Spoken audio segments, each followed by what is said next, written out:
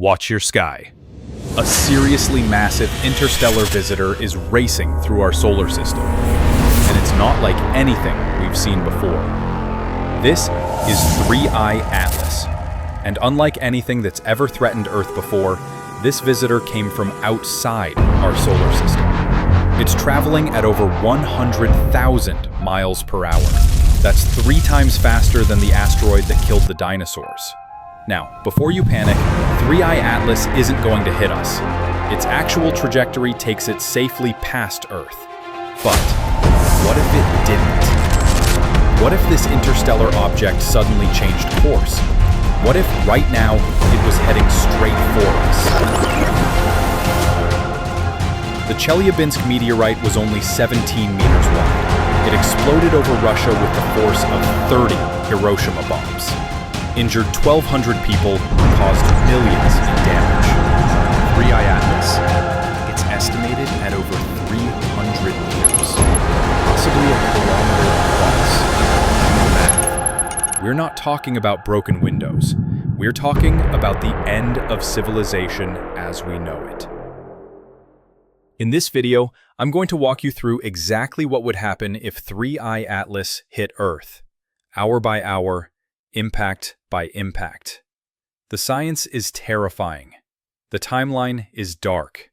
But understanding this threat, that's how we prepare for the real dangers lurking in space. Let's see what happens when an interstellar visitor becomes Earth's worst nightmare.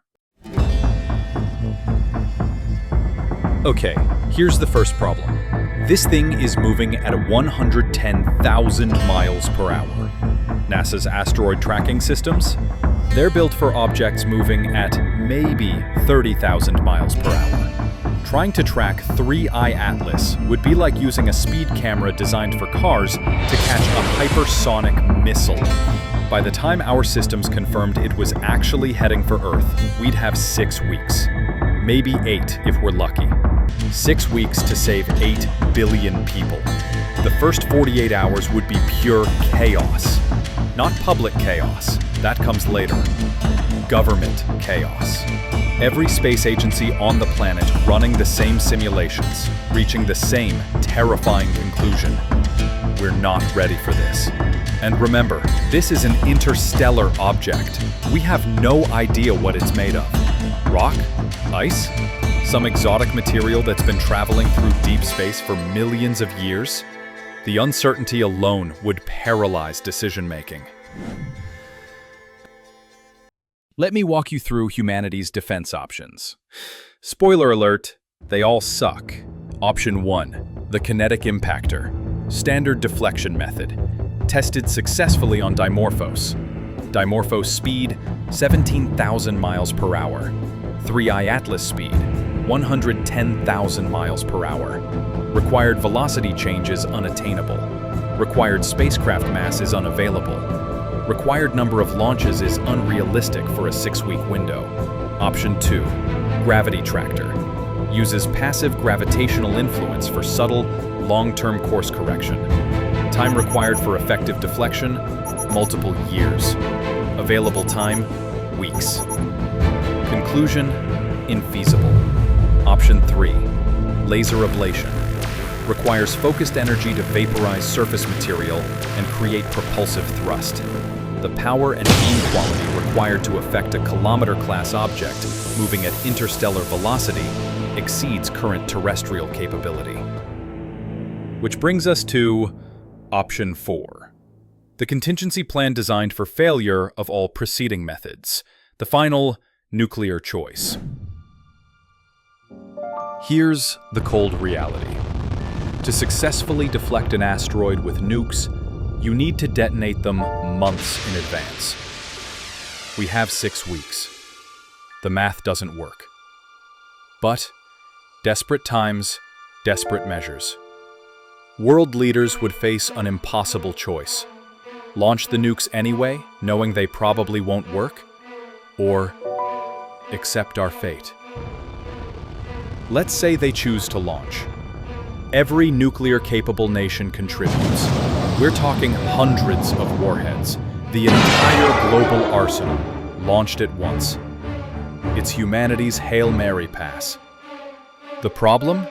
At 110,000 miles per hour, 3I/AT-LAS is moving so fast that timing the detonation would be nearly impossible.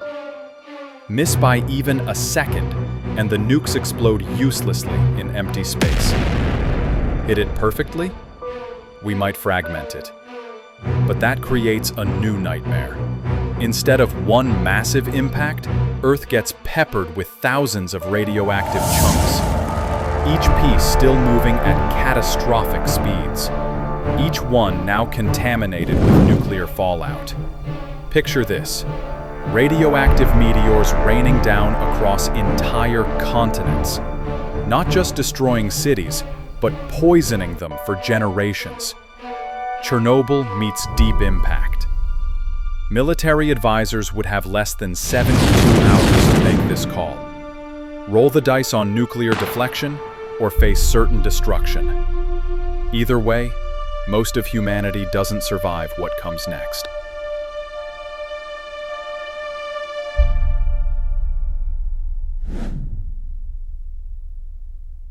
While politicians debate, scientists calculate. With 71% of Earth covered by water, an ocean impact is most likely. Let's say it hits the Pacific, 800 kilometers west of California. The impact energy? 100,000 Hiroshima bombs. The ocean doesn't absorb this. Water doesn't compress. It transfers all that energy into the mother of all tsunamis. Forget those 30-meter waves from the 2004 tsunami. We're talking 200-meter walls of water. That's twice the height of the Statue of Liberty, moving at 800 kilometers per hour. San Francisco gets hit in 90 minutes. Los Angeles in 2 hours. Tokyo in 6. But here's what they don't tell you in disaster movies. Impact tsunamis don't stop. Normal tsunamis lose energy. These would circle the globe 3, maybe 4 times. The third wave could be deadlier than the first. 20 million dead in the first day. But that's actually the good scenario.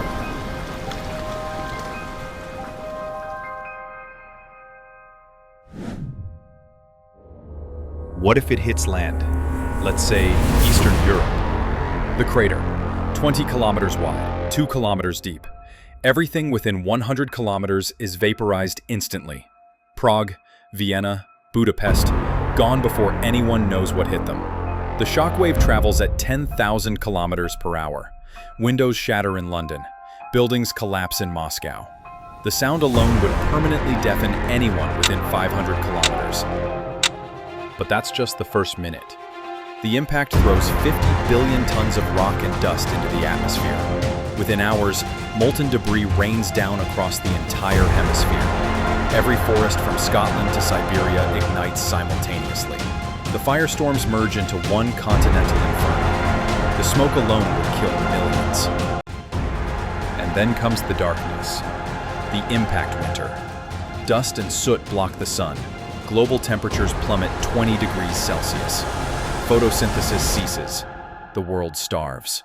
That is the other scenario.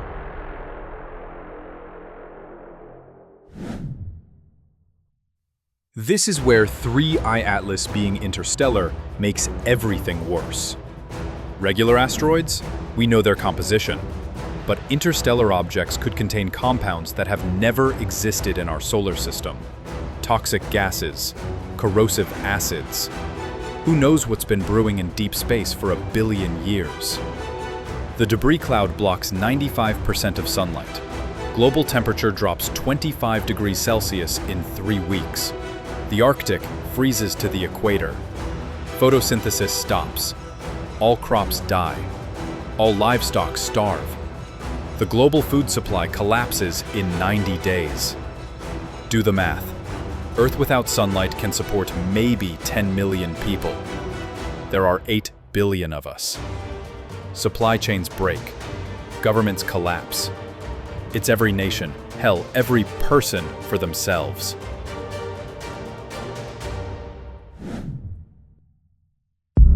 But wait, 3I Atlas isn't just humanity's destroyer. it's also a treasure chest from another star system. This rock contains materials that don't exist anywhere in our solar system. Isotopes forged in alien suns. Maybe even organic compounds. Actual alien biochemistry. The Sudbury impact crater in Canada? It created $200 billion in nickel deposits. 3I Atlas could contain exotic materials worth quintillions. Elements for room temperature superconductors. Fuel for fusion reactors we haven't invented yet. The survivors wouldn't just rebuild civilization. They'd rebuild it with alien technology. We'd leap forward 1,000 years technologically, assuming anyone survives to use it.